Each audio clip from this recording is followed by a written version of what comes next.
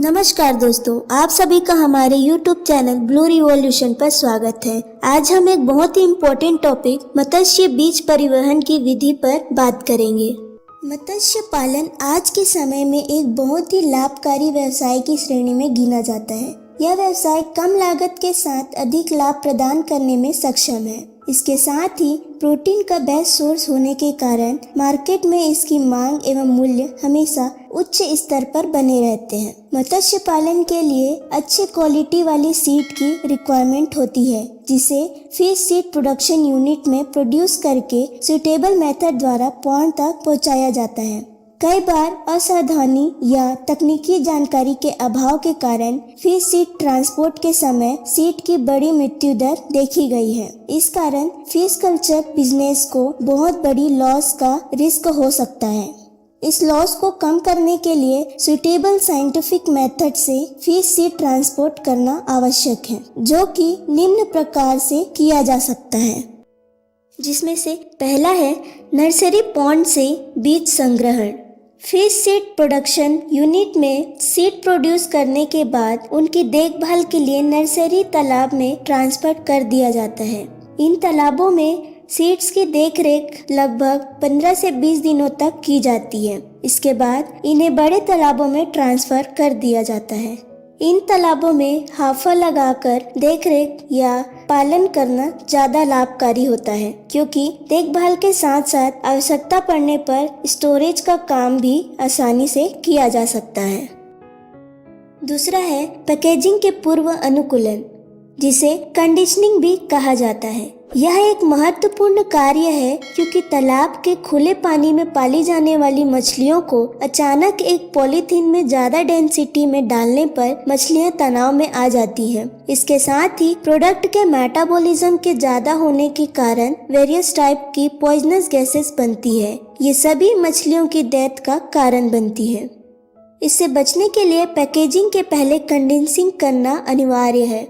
Conditioning करने के लिए मछलियों को तालाब से कलेक्ट करके एक छोटे जाल में ज्यादा डेंसिटी पर रखा जाता है एवं उन्हें भोजन नहीं दिया जाता है।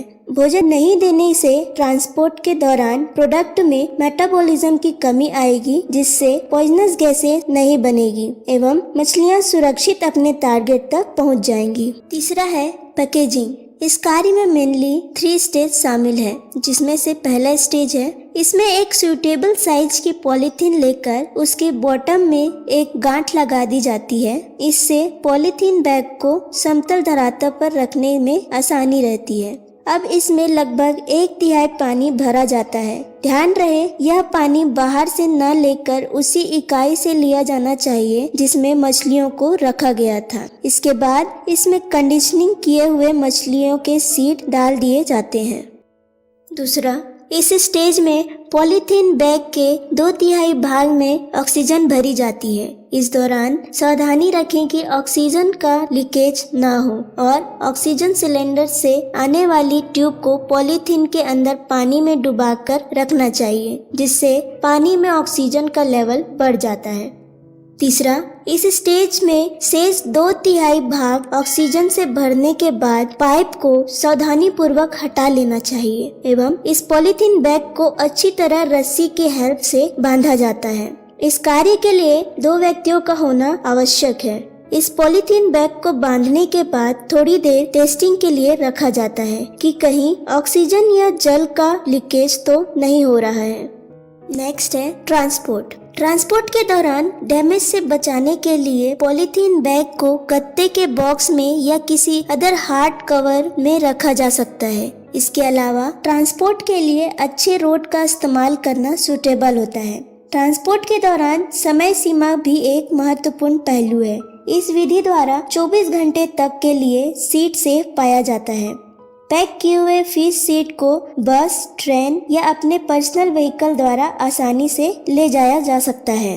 इस प्रकार ये मेथड्स फिश फार्मर की फिश सीड ट्रांसपोर्ट के समय सीड डेथ रेट को कम करने एवं लाभ प्रतिशत बढ़ाने में बहुत यूजफुल है।